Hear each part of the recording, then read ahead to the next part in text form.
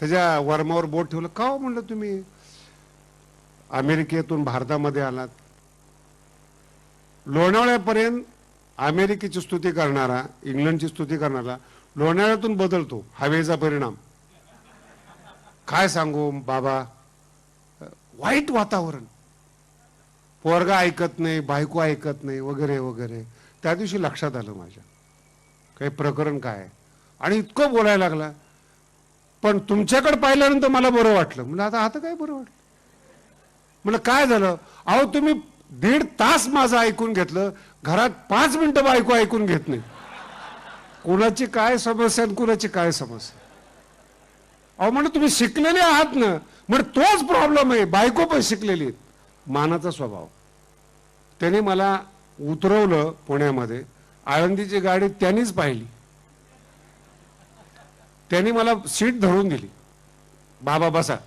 आणि कंडक्टरला सांगितलं गाडी आळंदीची, जाणार कुठे, आळंदीला. मग कंडक्टरला सांगायची काही गरज आहे का. त्याने कंडक्टर कीर्तन ऐकणार होता, तोही मराठवाड्याचा. मला म्हणले बाबा कधी आले, म्हणलं आत्ताच. तो विचारतो तुमची त्यांची ओळख आहे का. कंडक्टर म्हणलं हो. मग सांभाळून न्या यांना, मुंबईपासून मी आणलंय, तुम्ही सांभाळून न्या. तो माझ्याकडे पाहून विचारतो काय प्रकार आहे. म्हटलं 2 मिनिटं ऐक, मी 2 तासापासून ऐकतोय. मानसिक समज, तुम्ही काय समजता आणि त्या समजण्यापासून तुमचा आनंद किती लांब आहे हे तुमच्या लक्षातच येत नाही. तुमचं मन ज्या दिवशी तुम्हाला असं वाटेल की मला समजत नाही, त्या दिवशी गीता आणि ज्ञानेश्वरी तुमच्या जीवनात काम करायला सुरुवात करते. हा शब्द आहे धर्म सम्मूढ चेता. मी अज्ञानी आहेत, शब्द फार खतरनाक आहे बरं का. धर्म सम्मूढ चे, माझं चित्त धर्माच्या बाबतीमध्ये मोहित झालेलं आहे, मोहित झालेलं आहे. मला काही कळत नाही. असं ज्या दिवशी कळालं ना, त्या दिवशी संत तुमच्यावर कृपा करतील. कारण की तुम्हाला कळत नाही हे तरी किमान कळालं. नाही तर कळत नाही हे मरेपर्यंत कळत नाही, न कळतच जीव जातो. अनुभव घेऊन पण शेवटपर्यंत कळत नाही माणसाला. म्हणून परमार्थाची पहिली पायरी आहे मला कळत नाही. म्हणून गुरु शिष्य परंपरा जिथं चालते तिथं शिष्याला श्रद्धा ठेवायला सांगतात. श्रद्धा, श्रद्धा म्हणजे अंधविश्वास नाही आहे. गुरुचं वय 60च्या पुढे गेलेलं आहे आणि शिष्याचं वय 14 आहे, 15 आहे. त्या काळामध्ये गुरुकुलमध्ये 12व्या वर्षी मुलं टाकायची. 15-16 वर्षाचा शिष्य वाईट साईड प्रश्न करू लागला तर जीवन घडणार नाही. म्हणून त्या वयातल्या मुलांनी श्रद्धा ठेवावी गुरुवर. अनुभवी गुरु आहेत आणि तुम्हाला अनुभव यायचा आहे. ही भारतीय गुरुकुल पद्धत आहे, गुरु शिष्य परंपरा. मग गुरु जे सांगेल ते पहिलं आत्मसात करा, वापरा नंतर. अर्थ लक्षात ठेवा काय बोललो. पहिलं आत्मसात करा, पहिलं ज्ञानी व्हा. हा मग जिथे जिथे अडचण येईल तिथे तिथे वापरा. एकदम साधा सिद्धांत आहे. तुम्ही माझ्या समोर बसलेला आहात. वडील असताना तुम्हाला वडिलांचा अधिकार कळाला नाही, पण वडील गेल्यानंतर किंवा आई गेल्यानंतर सातत्याने त्यांच्या शब्दाची आठवण होते. या टायमाला माझे वडील असे करायचे, असा निर्णय घ्यायचे, असे सांगायचे. भाजी करत असताना मुलीला आठवतं आई असा स्वयंपाक करत होती, असं सांगत होती, असं करत होती. हे गुरु आहेत दोघही, आई असो किंवा वडील असो. म्हणून मातृदेवो भव पितृदेवो भव या शब्दाचा अर्थ तुम्हाला शिकवलंय त्यांनी, घडवलंय त्यांनी, तुमचा अधिकार वाढवलेला आहे त्यांनी. आणि त्यांनी सांगितलेलंच तुमच्या जीवनात तुम्ही वापरताय. तुम्ही ऋणी आहात आई वडिलांचे. लक्षात येते, आई वडिलांचे ऋणी आहात, ऐकलेले. जिथे जिथे आई वडील कमी पडतात तिथं गुरु अतिरिक्त ज्ञान देतात. मग गुरुची आठवण येते. हे सिद्धांत आहेत शास्त्रातले, धर्मातले हे सिद्धांत आहेत. गुरुनी हे शिकवलेले आहेत. अशा वेळेस हा निर्णय घ्यायला पाहिजेत, असं वागायला पाहिजे, याला म्हणतात गुरु. पण पहिलं आत्मसात करा. माझ्या भाषेत बोलायचं म्हणजे पहिलं जमा करून घ्या, शिकून घ्या, वापरायचे नंतर. आणि जमा करून घेत असताना मनाला शिकवा, तुला कळत नाहीत. मनाला साक्षात्कार घडवा. धर्म संमूढ चेता. मी धर्माच्या बाबतीमध्ये मूढ आहे, मला कळत नाही. हा तुमचा प्रवेश आहे परमार्थामध्ये, हा ज्ञानेश्वरीतला प्रवेश आहे.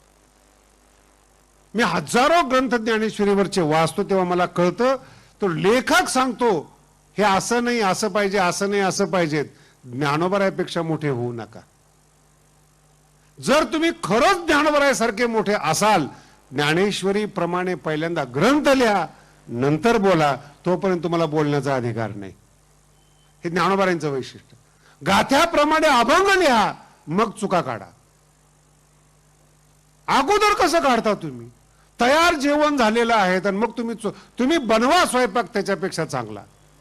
धर्म संमूढ चेता. ही जाण झाली पाहिजे मनाला, मला कळत नाही. याच्या मी तुम्हाला जे एक तास बोललो याच्यामध्ये एक क्रम आहे. तो क्रम कळला तर तुम्हाला माझं बोलणं कळेल. क्रम नीट लक्षात ठेवा. मन घाबरतं आणि मग तत्वज्ञान सुचतं. मन घाबरतं आणि मग तत्वज्ञान सुचतं. अर्जुन आणि सीता यात पहिल्या टप्प्यामध्ये दोघं येतात. सीतेचं अपहरण होतं कारण की सीता घाबरते.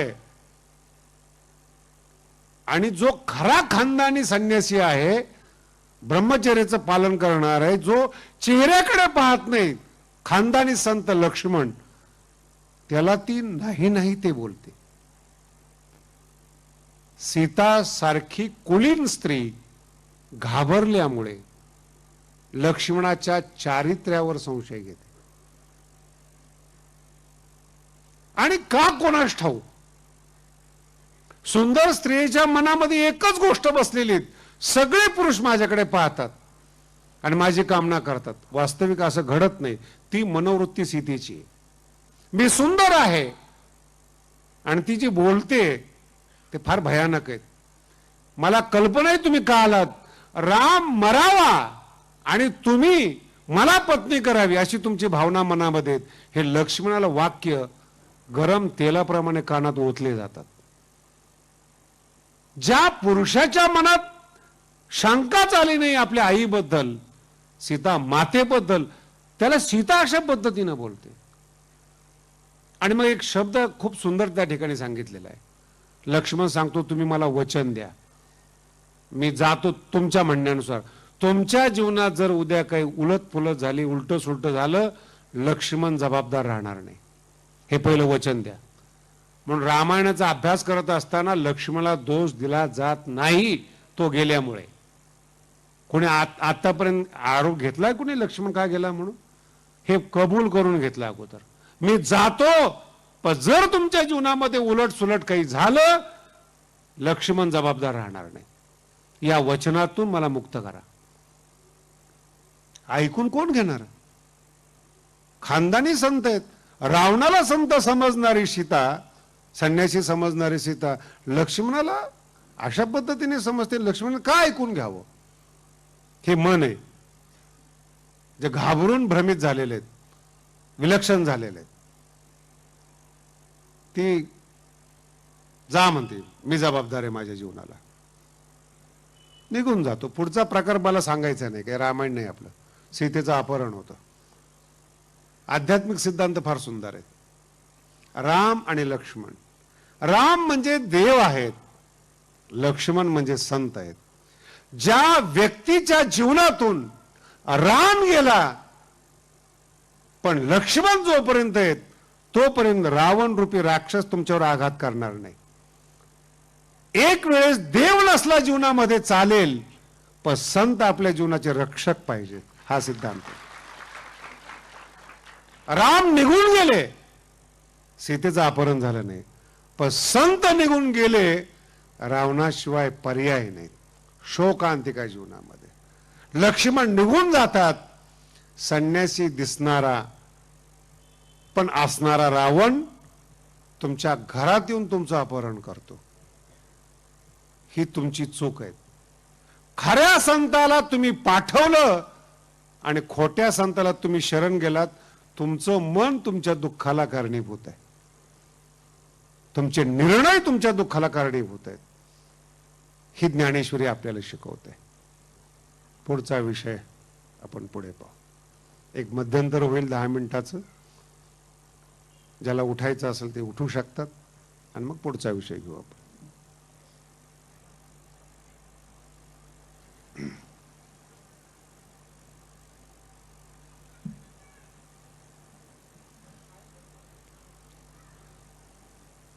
ज्ञानेश्वरीच्या तीरावर आपण आहात आणि त्या तीरावरची फक्त हवा तुमच्याकडे येते. ज्ञानेश्वरी समजते तुम्हाला असं समजू नका, नाही तर मागासारखं व्हायचं ते.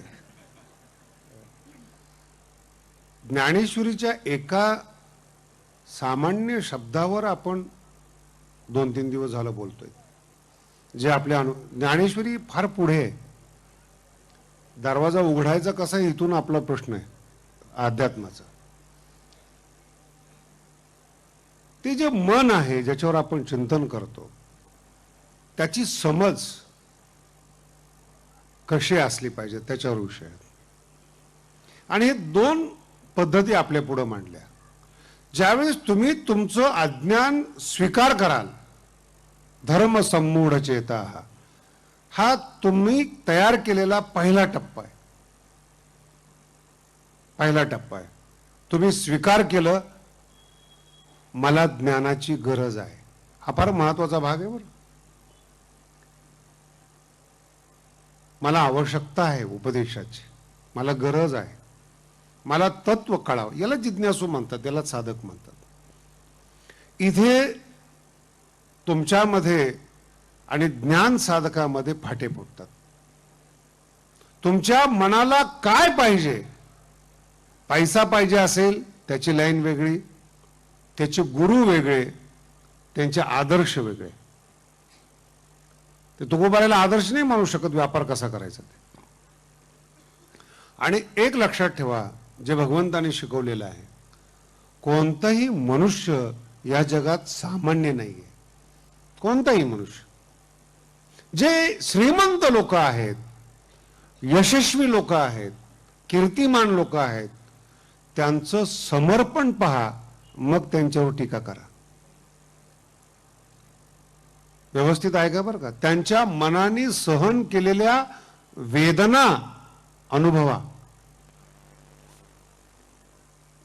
एखाद्या माणसाकडे पैसा आहे, ठीक आहे,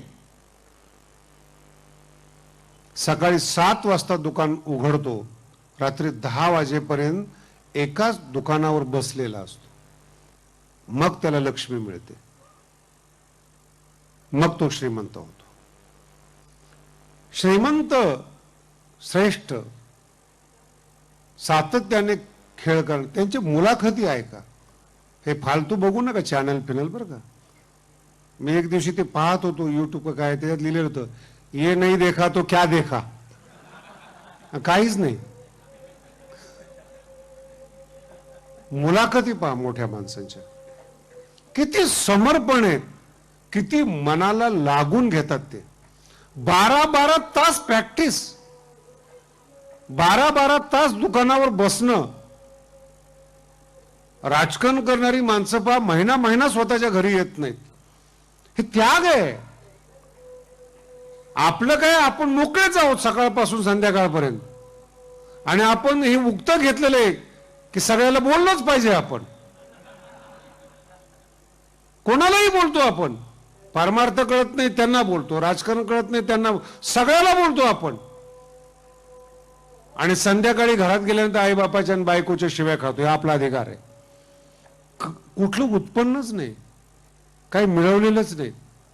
श्रीमंत व्हायची इच्छा असेल, अर्थ विषयाला समर्पण करावं लागेल.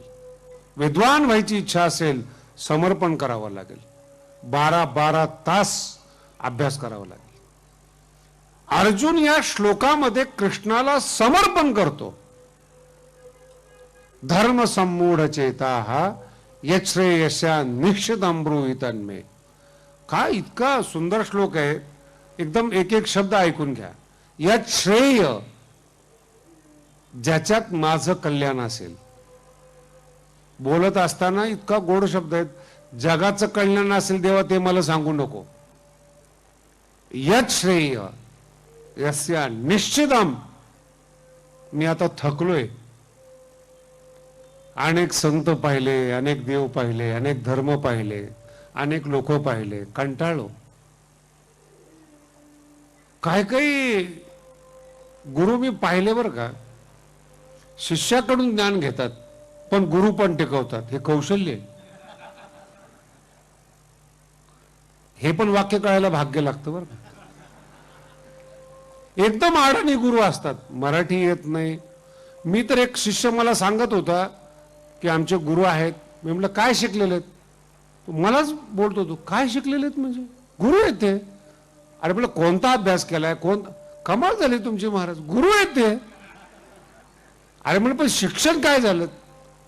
त्यांनी काय म्हणावं, तुम्हालाच कळत नाही गुरु म्हणजे काय. अरे म्हटलं मला कळत नाही, तू तरी सांग. गीता येते का, उपनिषद काय संबंध आहे याचा. इतकं सहज, त्याचा अभिनय बघण्यासारखं, इतकं सहज,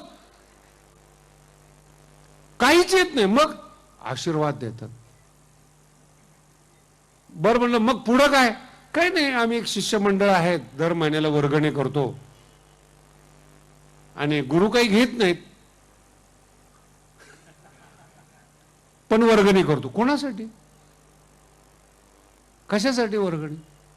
नाही नाही काय असते तुमच्या लक्षात नाही येणार. म्हटलं तुझ्या लक्षात आलं बस झालं. गुरुला काही कळत नाही याचा अभिमान जर शिष्याला असेल, यापेक्षा शिष्याचं दुर्भाग्य ते काय असेल. आपल्या गुरुला काही कळत नाही याच्यावर शिष्य ठाम आहेत. गीता कळत नाही, नाही कळत. मग काय कळत नाही, गुरु आहेत ते. कोणाला गुरु मानताय तू, कुठल्या देवतेकडे, काही माहित नाही त्यांचं, काही कशाबद्दलच ज्ञान नाहीत.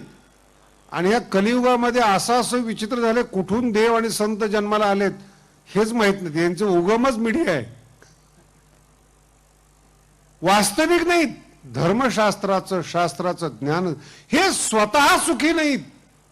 तुम्हाला काय सुखी करणार. याचा अभिमान शिष्याला, आमच्या गुरुला काही कळत नाही. बरं कधी कधी याच्यापेक्षा विचित्र शिष्य पाहिलेत. आमच्या गुरुला सगळं कळतं पण बोलत नाहीत. तुम्हाला कळालं का. आमच्या गुरुला सगळं करतं, बोलत नाही का, मौनी आहेत. म्हणलं प्रवचन मौन आहे. मग त्यांना कळतं हे तुला कसं कळतं. कळतं. अज्ञानाचा स्वीकार, माझ्या भाषेत नीट आहे का, अज्ञानाचं ज्ञान झाल्याशिवाय खऱ्या ज्ञानाचा पाऊल पुढे टाकता येणार नाही. मी अज्ञानी आहेत याचं ज्ञान पहिल्यांदा व्हावं लागेल. मला ज्ञानाची गरज आहे हे पहिल्यांदा तुम्हाला कळावं लागेल. मग तुम्हाला खऱ्या ज्ञानाकडे पाऊल टाकता येईल. आणि हे पावलं अर्जुनाचे. शिष्यस्ते हम शाधिमाम त्वाम प्रसन्नम. गोड शब्द आहेत, फार छोटे छोटे शब्द आहेत. मला फार अभिमान आहे या शब्दांचा. मी शिष्य आहे, हा पहिला टप्पा आहे. मी शिष्य आहे. होत नाही असं जगामध्ये बरं का. माझा भगवानगडाचा अनुभव आहे. शिष्य व्हायला येतात आणि ते मलाच शिकवतात, महाराज असं नाही असं करायला पाहिजे. मी म्हणतो नेमकं काय व्हायला आलं ते तसं. शिष्य व्हायचं का गुरु व्हायचं. नाही तुम्हाला सांगत होतो. जर सांगण्याची आवश्यकता आहे तर अजून तुझं अज्ञान तू स्वीकार केलेलं नाहीस.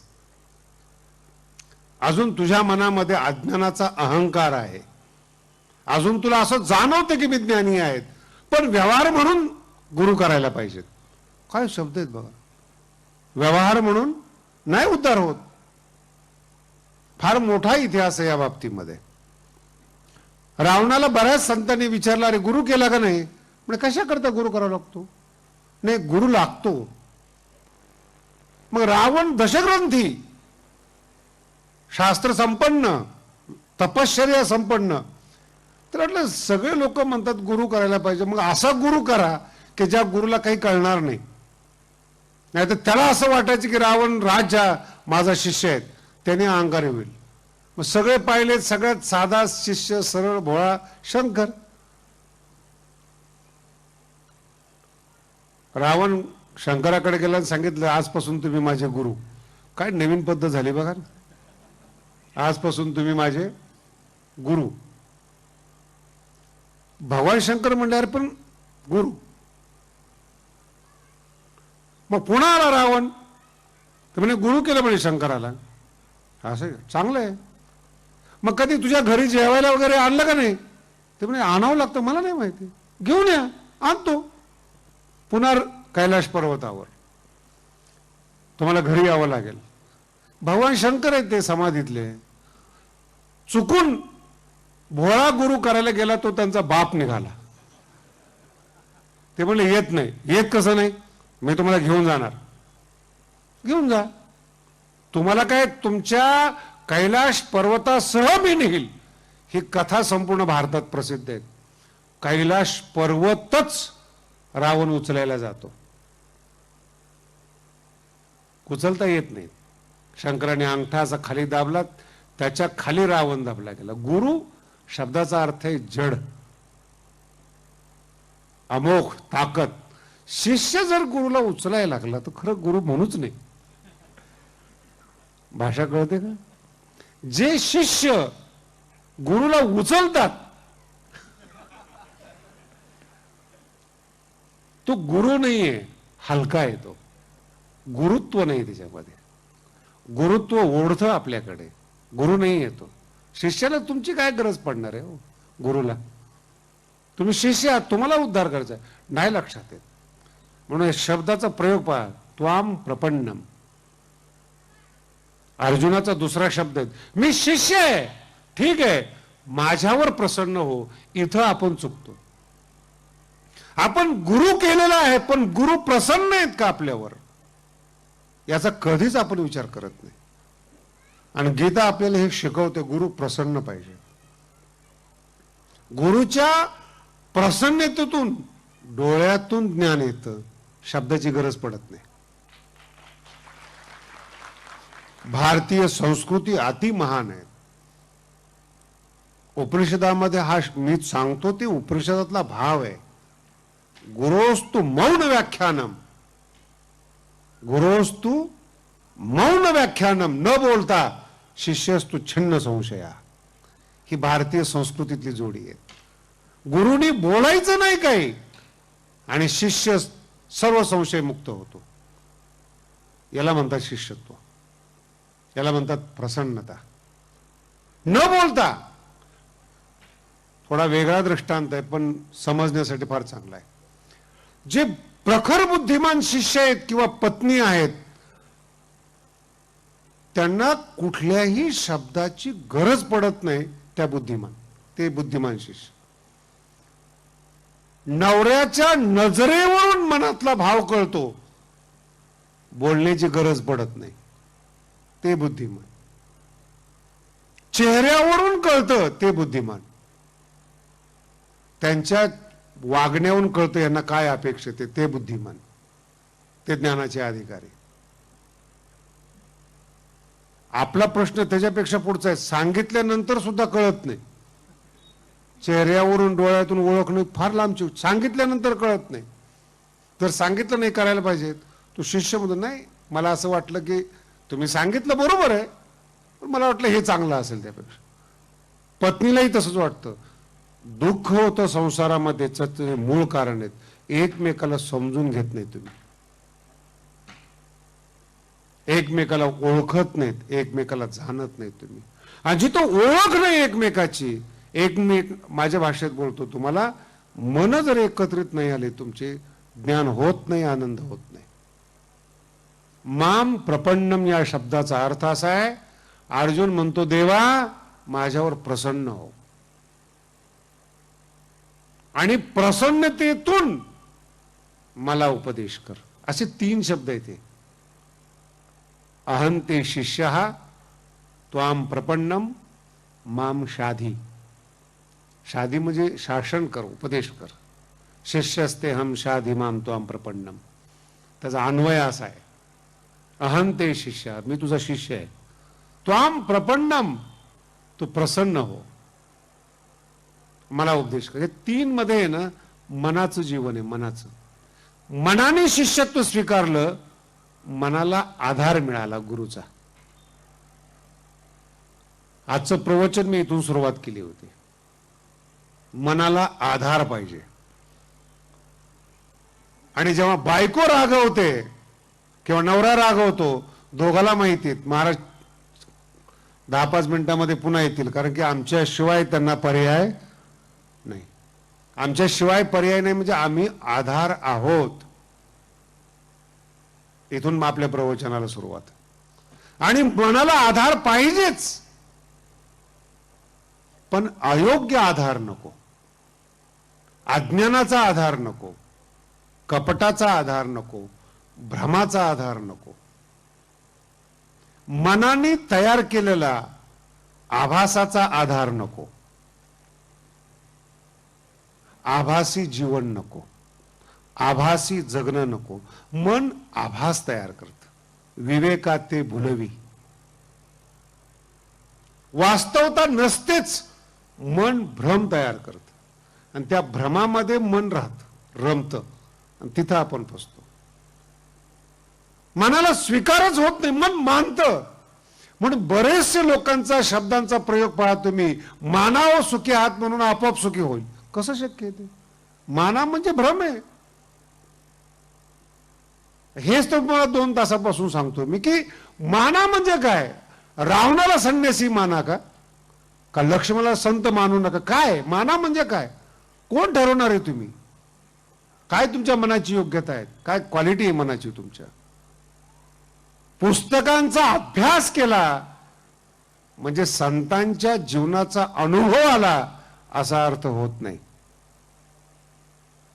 संतांचं अस्तित्व व्यापक आहे, तुमचं अस्तित्व शरीरापुरतं आहे, तुमचं अस्तित्व इंद्रियापुरतं आहे, तुमचं अस्तित्व मनापुरतं आहे.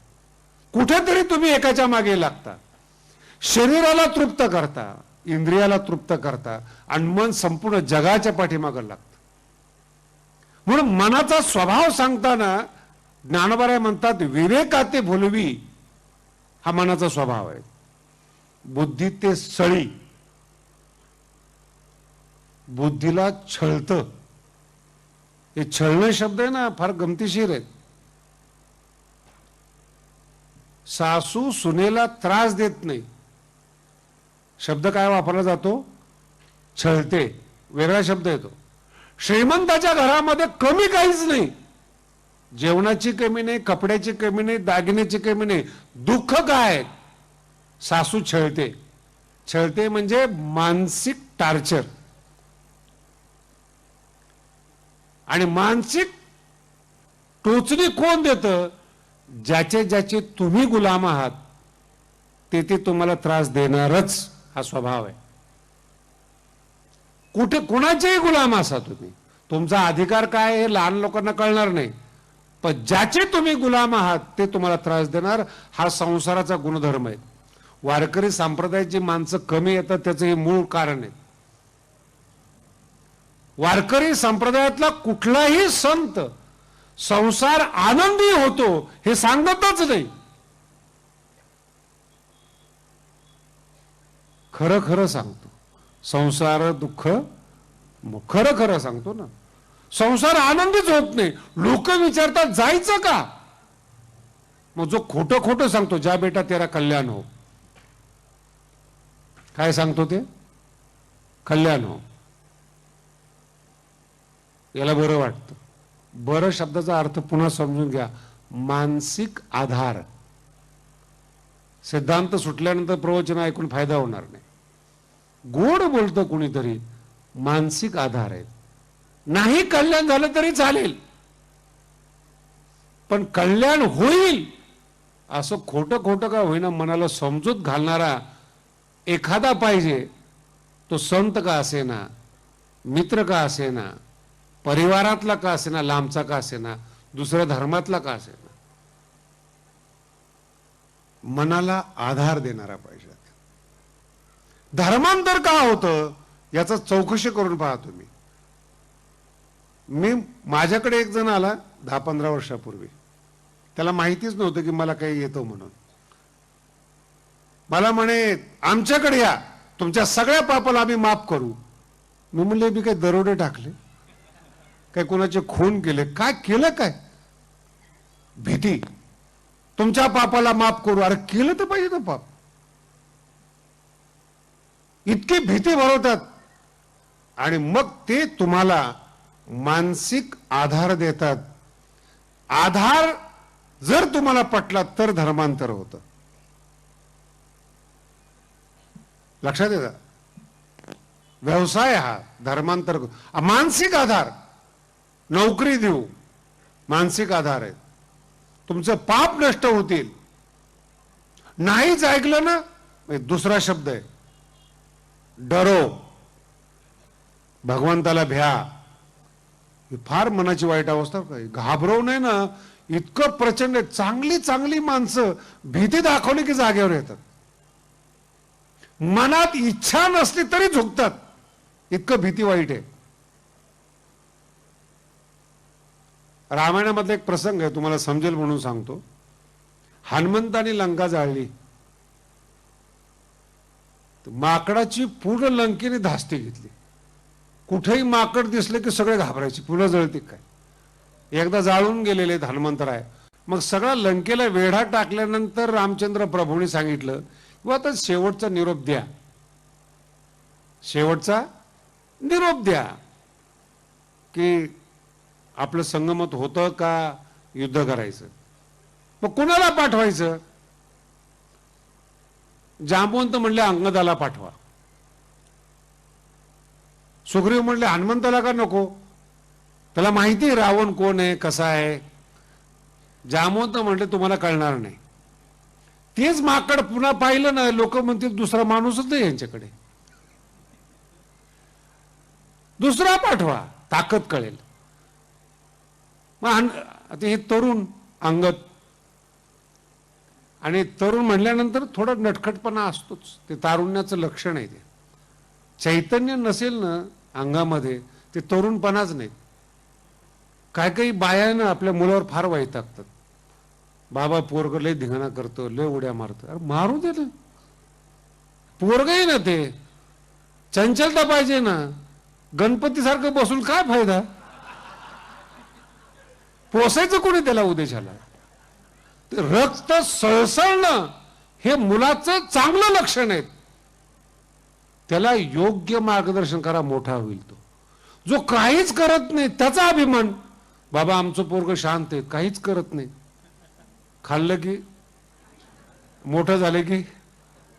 लहानपणीपासून कौतुक केलं त्या स्वभावाचं, काहीच करत नाही, काहीच करत नाही, त्याच्या मेंदूमध्ये फिट बसतं. काही नाही केले की लोक मानतात. नाही संसार तर मग संत होतो,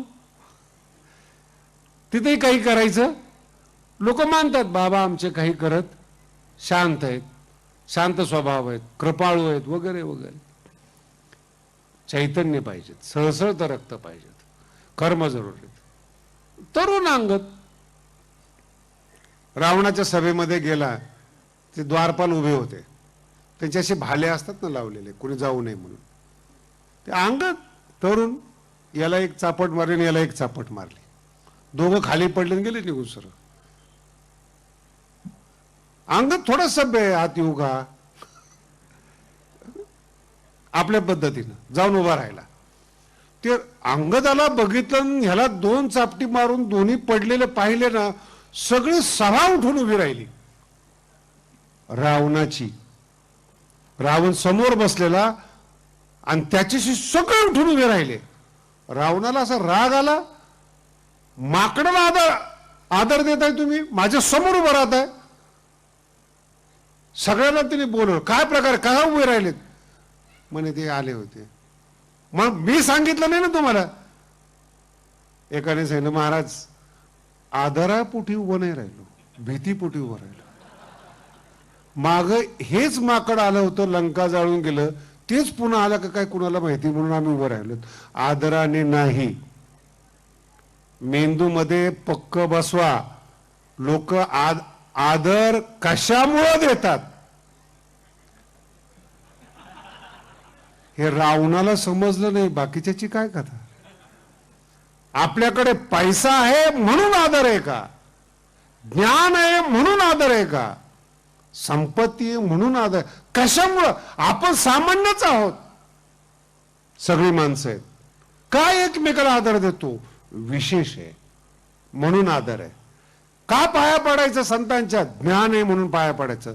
ज्ञानामुळे माणसाच्या पाया पडतो. संपत्तीमुळे बोलणं ऐकून घ्यावं लागतं. आधार म्हणतात त्याला, आणि याला म्हणतात संसार, आणि याला गुलामी म्हणतात. कुठेही जा तुम्ही, घरात समाधान असेल तर दारात समाधान नाही. लोक टोचतात. दारात मान असेल तर घरातले मूर्खात काढतात. टोचणीत तुमचं मन मानसिक आधार शोधतं. ज्ञानेश्वरी तुम्हाला मानसिक आधार देत नाही, मनाला मोठं करते. तिचं नाव ज्ञानेश्वरी.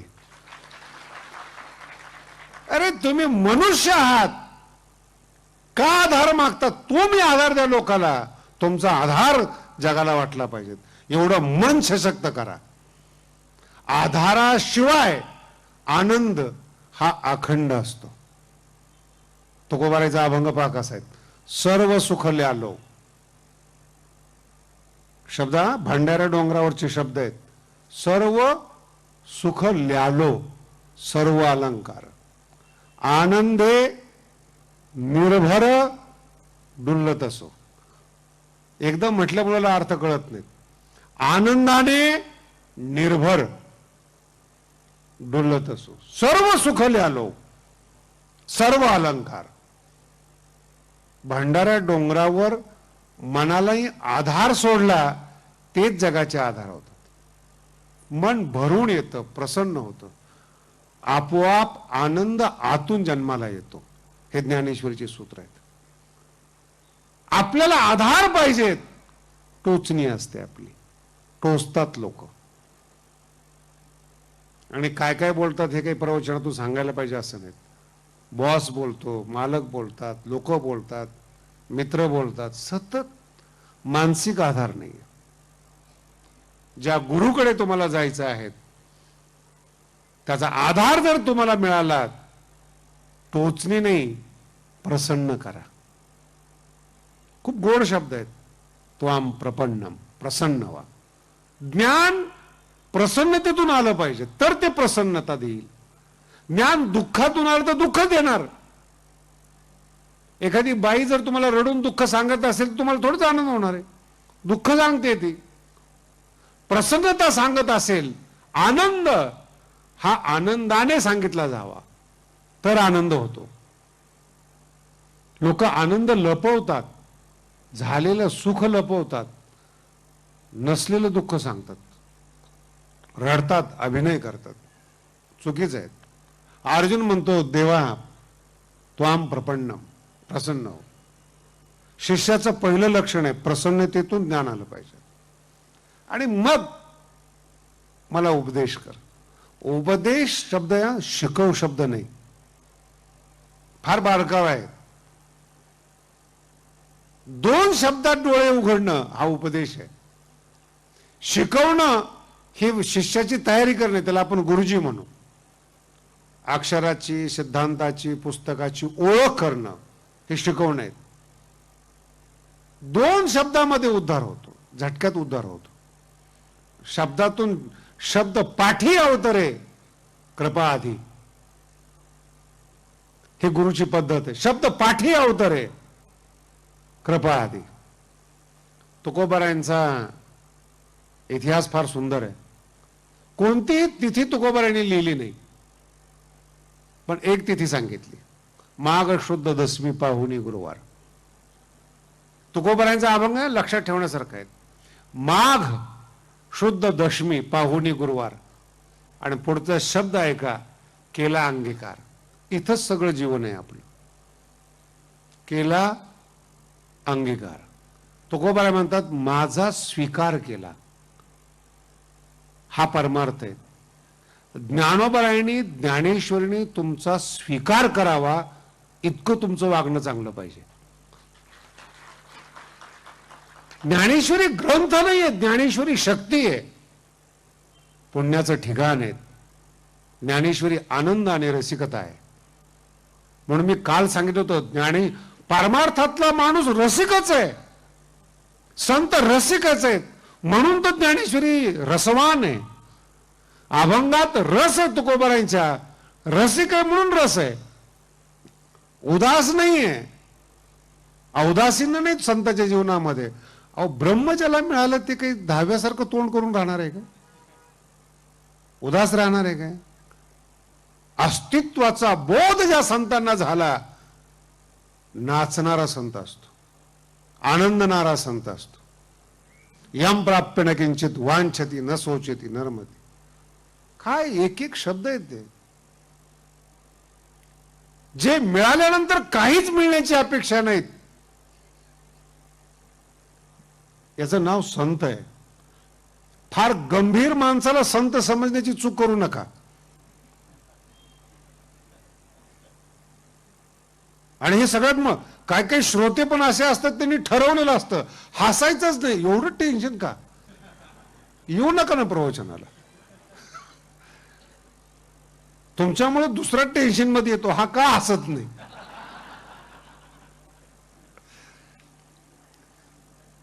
नाही, प्राण्यामध्ये आणि माणसामध्ये हसण्याचाच फरक आहे, बाकी काय फरक आहे? बाकी जेवण राहणं खाणं सगळं समान आहे. तेही पुत्रोत्पादन करतात, आपलेही पोरं असतात, तेही जेवतात, आपणही जेवतो. ते गोठ्यात असेल टाकत असतील अन्न, त्याला आपल्याला बायको टाकत असेल, वाढत असेल असं नाही. ते भाग्यवान नवरे असतील ज्यांना पत्नी वाढते.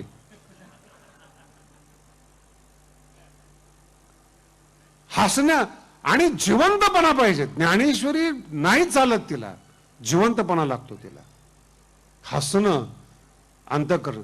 स्थितप्रज्ञ शब्दाचा अर्थ गप्प बसणं नाही, न घाबरणं म्हणजे स्थितप्रज्ञ.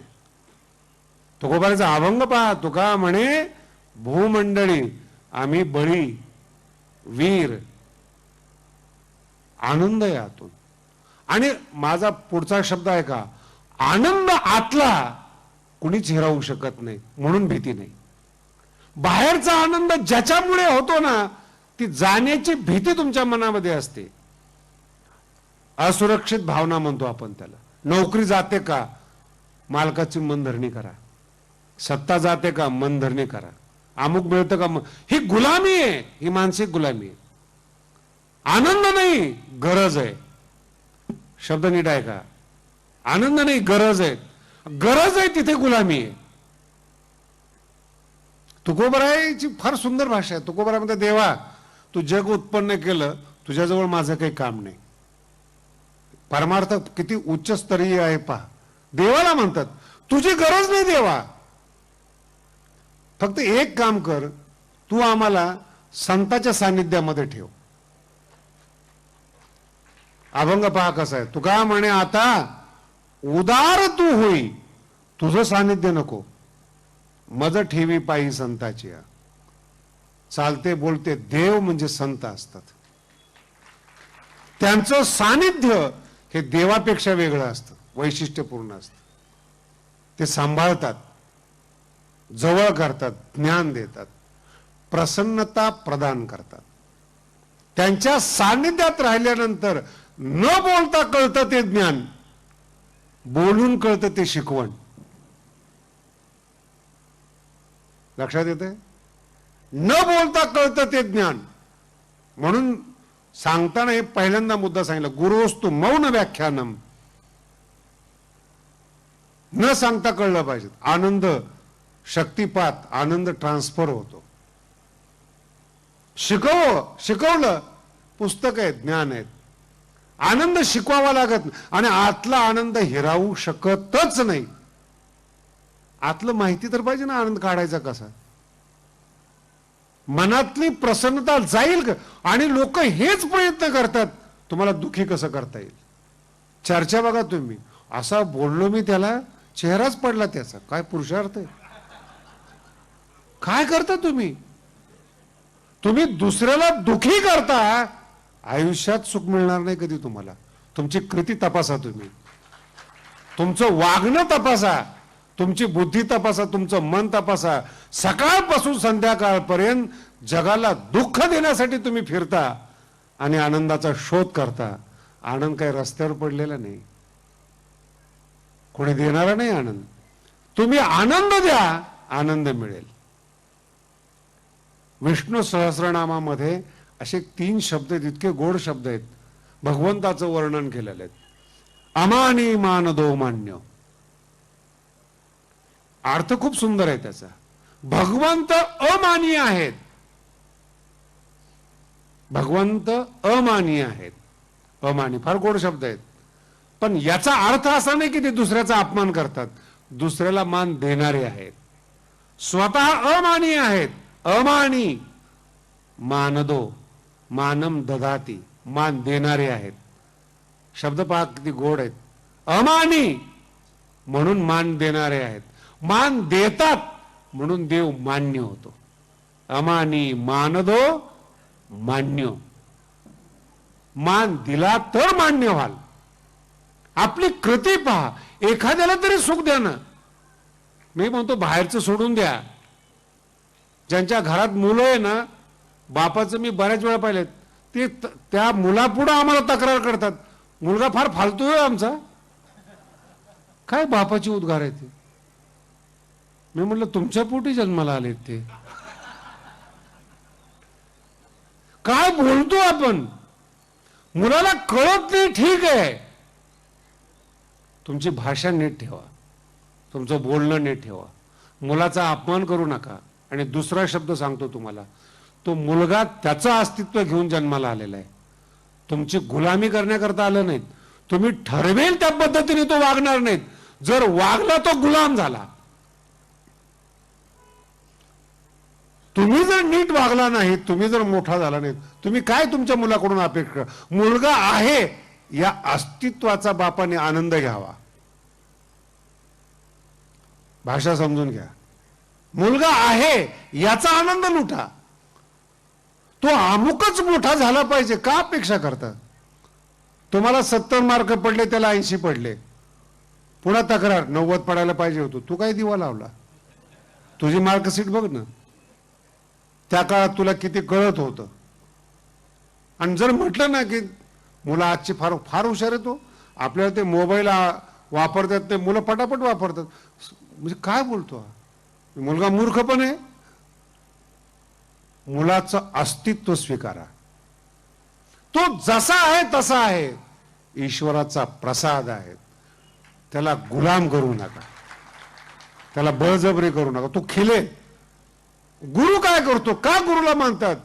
गुरु कधीच शब्दाने बोलत नाही. त्याचं अस्तित्व आहे. त्याचं मन आहे. उमलायचं असेल तर उमलेल हळूहळू. आणि मग गुरु सेवेवर प्रसन्न होतात. आत्मानंद प्रदान करतात. ही मानसिक अवस्था आहे. गुरुस्तु मौन व्याख्यान. म्हणून आजचा विषय व्यवस्थित समजून घ्या. मनाला आधार लागतो, चुकीचा आधार नको. चुकीच्या ठिकाणी विश्वास नको. आणि सगळ्यात महत्वाची गरज म्हणजे आभासीय जगणं नको. मन गरज निर्माण करतं गरज नसताना. फार महत्वाचा शब्द. गरज नसताना मन गरज निर्माण करतं. जीवनाला आवश्यकता नाही त्या वस्तूची. जीवनाला आवश्यकता नाही त्या, पण मन म्हणतं नाही आवश्यक आहे.